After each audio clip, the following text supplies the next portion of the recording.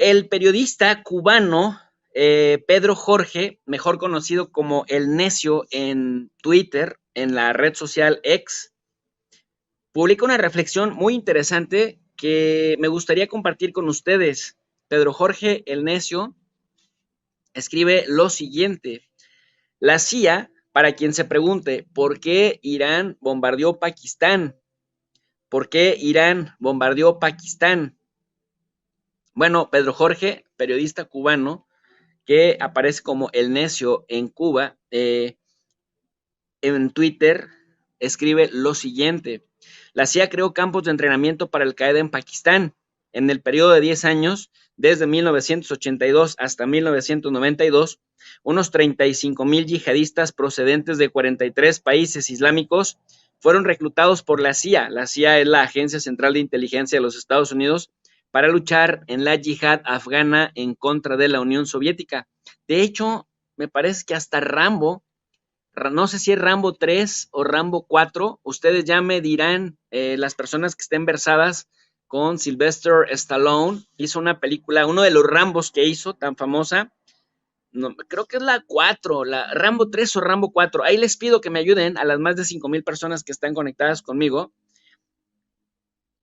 porque le dedica esa película Sylvester Stallone a los mujahidines que luchaban en contra de la Unión Soviética, los héroes mujahidines. Rambo 3, por ahí me está diciendo, miren, gracias Luis Carlos, gracias Rambo 3, Eli Alexander, gracias de verdad por estar pendientes de lo que estamos hablando, porque siempre el feedback, la retroalimentación es impresionante. Nada más pues para que se den una idea, el nivel de propaganda que existía a finales de los años 80 de Estados Unidos ayudaba a los mujahidines a luchar en contra de la Unión Soviética. Bueno, Pedro Jorge, el Necio, miren, aquí mi esposa ya nos está poniendo esta imagen. No, mi Sonia preciosa, quería sin ella, súper dinámico que me hace este canal. Bueno, dice Pedro Jorge, el Necio, en el periodo de 10 años, desde 1982 hasta 1992, unos 35,000 yihadistas procedentes de 43 países islámicos fueron reclutados por la Agencia Central de Inteligencia para luchar en la yihad afgana contra la Unión Soviética. Desde la época de la administración de Reagan, Washington ha apoyado a la red terrorista islámica. Ronald Reagan calificó a esos terroristas como luchadores por la libertad, fighters for freedom, así les decía Ronald Reagan. Yo me acuerdo, estaba yo adolescentito cuando ya escuchaba a Reagan talking about fighters for freedom in Afghanistan and Pakistan, decía, ya saben, con ese estilito republicano. Los de Estados Unidos suministraron armas a las brigadas islámicas. Todo era para una buena causa, la lucha contra la Unión Soviética y el cambio de régimen, lo que llevó a la desaparición de un gobierno secular en Afganistán. ¿Ustedes se acuerdan? ¿Les es conocido, les es familiar este tipo de dinámicas que hacen nuestros vecinos del norte? Bueno, los libros de texto yihadistas fueron publicados por la Universidad de Nebraska. Estados Unidos gastó millones de dólares para suministrar libros de texto repletos de imágenes violentas y enseñanzas islámicas militantes a los escolares afganos, cuenta Pedro Jorge el Necio. Osama Bin Laden, fundador de Al Qaeda y el hombre más odiado por los estadounidenses, fue reclutado por la CIA en 1979 al comienzo de la guerra yihadista de Afganistán contra la Unión Soviética. Por aquel entonces, Bin Laden tenía 22 años e ingresó en un campo de entrenamiento de guerrillas patrocinado por la CIA. Según el profesor Chasudovsky, Al Qaeda se encontraba detrás de los ataques del 11 de septiembre. De hecho, el ataque terrorista de 2001 proporcionó una justificación para librar una guerra contra Afganistán, bajo el argumento de que Afganistán era un estado patrocinador del terrorismo de Al Qaeda. Vaya, vaya, vaya, Tacubaya. El Estado Islámico o ISIS era originalmente una entidad afiliada a Al Qaeda, creada por la inteligencia de Estados Unidos con apoyo del MI6 británico, el Mossad israelí, los servicios de inteligencia de Pakistán y la Presidencia General de Inteligencia de Arabia Saudita. Miren nada más lo que uno se encuentra escarbándole un poquito. Las brigadas del Estado Islámico de ISIS han estado involucradas en el apoyo a la insurgencia que los Estados Unidos y la OTAN han dirigido contra el gobierno sirio de Bashar al-Assad durante la guerra civil de Siria.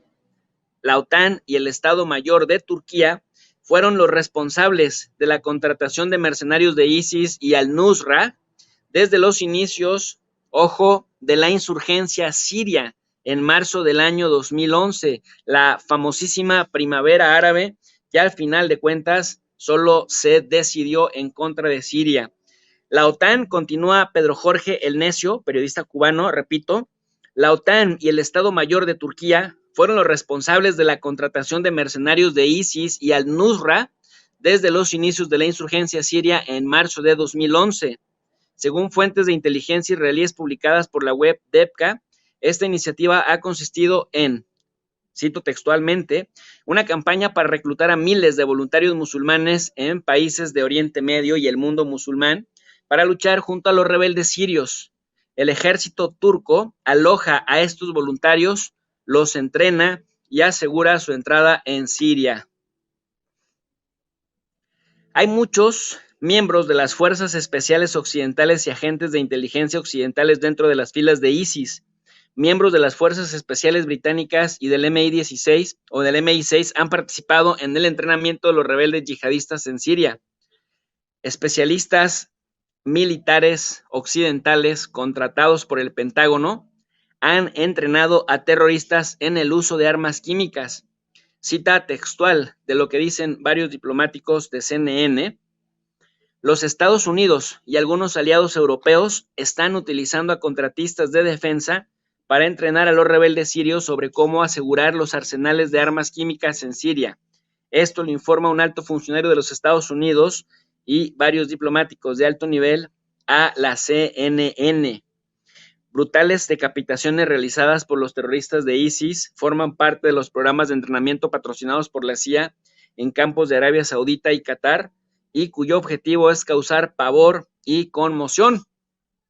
Seguramente ustedes recuerdan en el año 2014 y 15 pavorosas imágenes de gente del Estado Islámico, de esta gente de la que está hablando Pedro Jorge el Necio, hablando justamente de cómo decapitaban a los reos vestidos de naranja.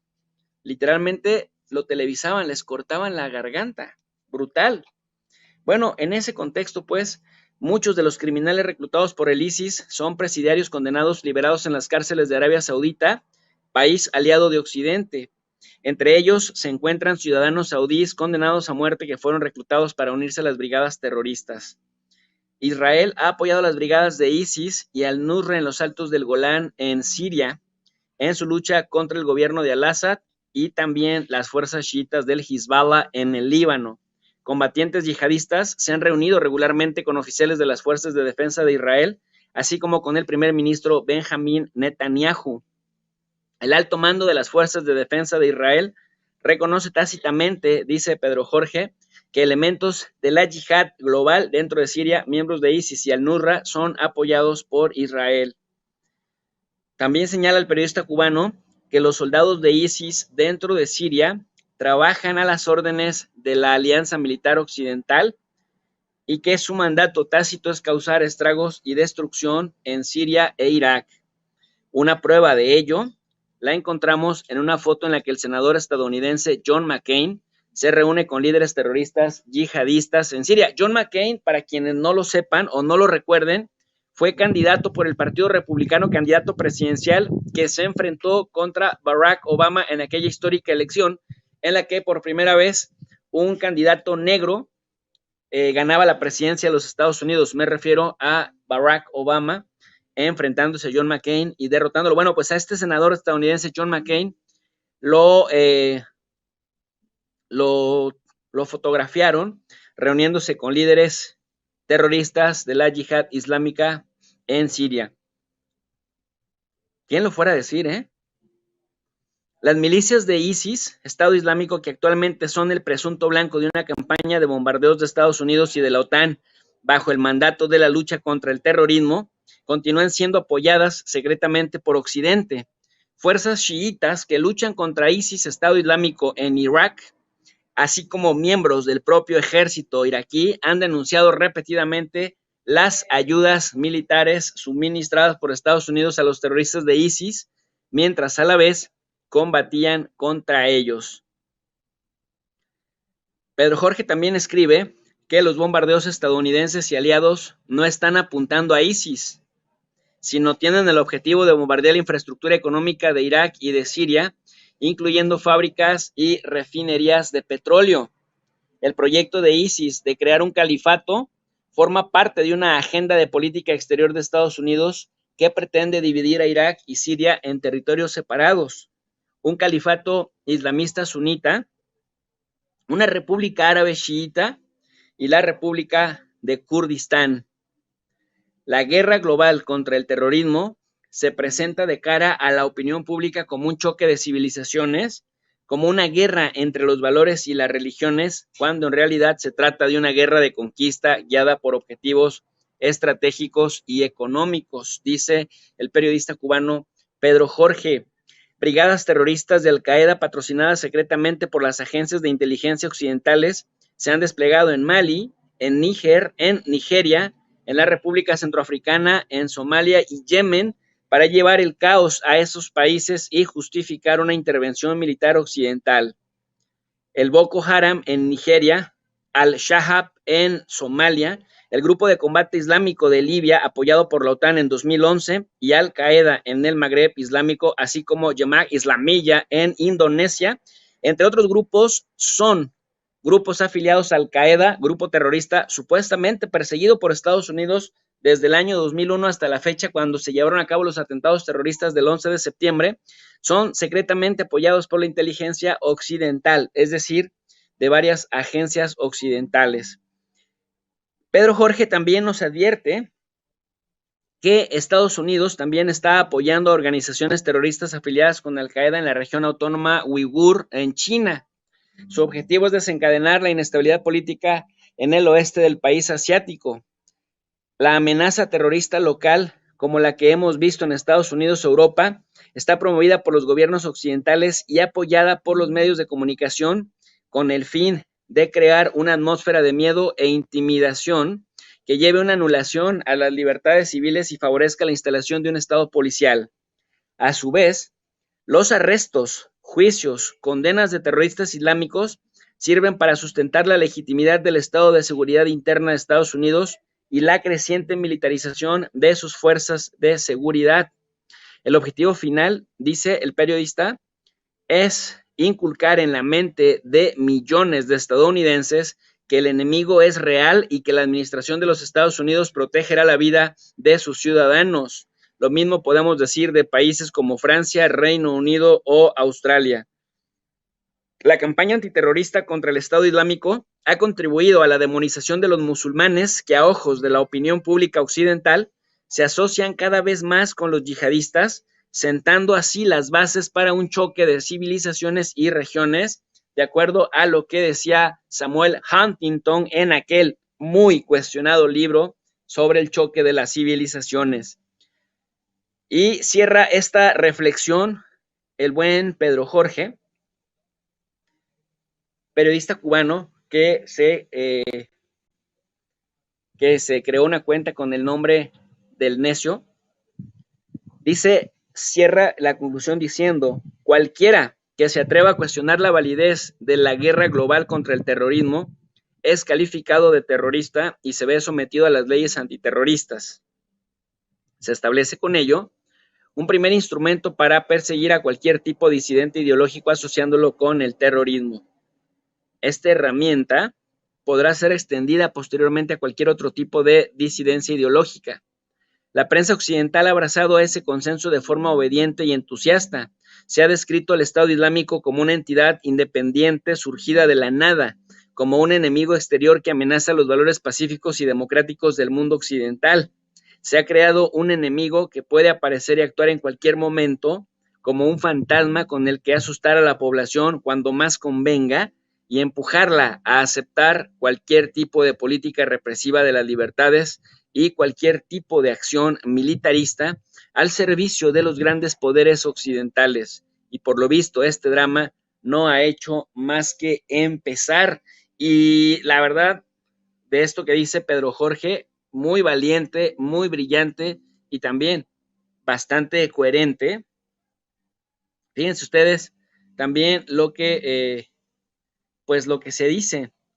El gobierno de Estados Unidos, a través de incendiar la región del Medio Oriente, crea condiciones o crea una situación en la que le permita al gobierno de manera legítima arrebatar libertades que ya se creían ganadas en los diferentes momentos. La pregunta que hace Pedro Jorge es, ¿cómo Irán está desafiando a Joe Biden? Porque Irán dice, aquí no entras, aquí no mandas y aquí no manipulas. Bueno, una reflexión que hace Pedro Jorge es que este 16 de enero, unidades de las fuerzas aeroespaciales del cuerpo de guardianes de la Revolución Islámica, llevaron a cabo este ataque masivo en Erbil, en el norte de Irak, en el Kurdistán iraquí, así como contra objetivos de grupos terroristas proturcos en Siria. Ojo, ahí también estaría Recep Tayyip Erdogan, el presidente de Turquía. Al menos 6 misiles tácticos operativos Fateh 110 fueron disparados desde las proximidades de la base de misiles del Cuerpo de la Revolución Islámica, el Tanjei Kenesh, cerca de Kermanshah, en dirección a Erbil, la capital del Kurdistán iraquí. Para sobrecargar los sistemas de defensa aérea, los iraquíes utilizan tácticas que ya habían sido elaboradas durante la defensa aérea, antes del ataque con misiles a Erbil. Se lanzaron también varios drones Shahed 136 a los que se sumaron los sistemas C-RAM de la base militar Harir. Inmediatamente después, varios misiles alcanzaron los barrios de Erbil cerca del consulado estadounidense, el aeropuerto internacional de Erbil y la base militar de Harir, así como la casa del empresario kurdo Pishrab DCJ, que ya lo habíamos visto. Este último, a juzgar por los datos de fuentes abiertas, era propietario de las empresas Falcon Group y Empire, afiliadas al Mossad israelí. El golpe impactó definitivamente en la casa donde vivía el empresario. Al mismo tiempo se lanzaron también los últimos misiles balísticos de medio alcance, los Khyber Shihan, desde la provincia de Juzestán hacia Siria. Fue su vuelo sobre la provincia de Basora en Irak lo que se filmó por parte de residentes en Irak. El alcance del misil balístico intercontinental es de 1,450 kilómetros y su objetivo eran las posiciones de los grupos terroristas Hayat Tahrir al-Sham y el Partido Islámico de Turquestán en Taltit, cerca de Idlib. Las explosiones de los recién llegados se confundieron con ataques de la Fuerza Aérea Israelí en la provincia de Alepo, porque recordemos que Israel constantemente bombardea a las tropas de Bashar al-Assad. El servicio de prensa de los cuerpos de la Guardia Revolucionaria de Irán afirma que la elección de estos objetivos se debió a que un grupo de militantes del Estado Islámico responsables del ataque terrorista en Kermán estaban entrenando en territorios controlados por las fuerzas proturcas en el lado sirio. Pero esta versión parece también descabellada y el ataque en sí aparentemente se llevó a cabo para demostrar las capacidades de Irán. Los iraníes, dice Pedro Jorge, periodista cubano, nunca antes habían llevado a cabo ataques a esa distancia, a 1,230 kilómetros, como lo señalaron medios israelíes. No había tecnología, no había capacidad tecnológica, pero ahora lo que Irán está haciendo para decirle a Joe Sleepy Biden, mira, Sleepy, no tenemos miedo y tenemos capacidad tecnológica para pelearles al tú por tú si se acercan a ciertos kilómetros.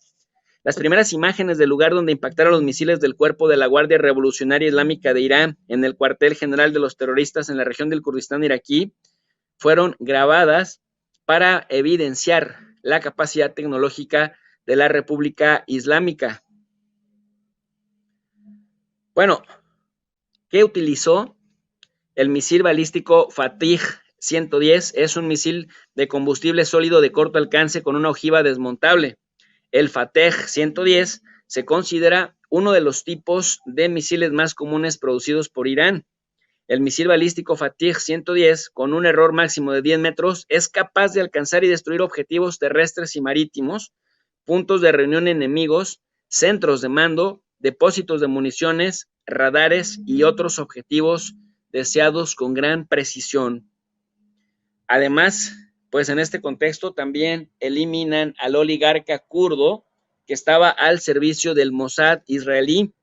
El ataque de la Guardia Revolucionaria de Irán resultó también en la muerte de Peshraj Majid Agha, el presidente del Empire War y del Falcon Group, y de Safin Disey, quienes son colaboradores cercanos de Masoud Barzani y tienen estrellas y muy espectaculares, o tenían, porque ya pasó a mejor vida, relaciones con el régimen israelí.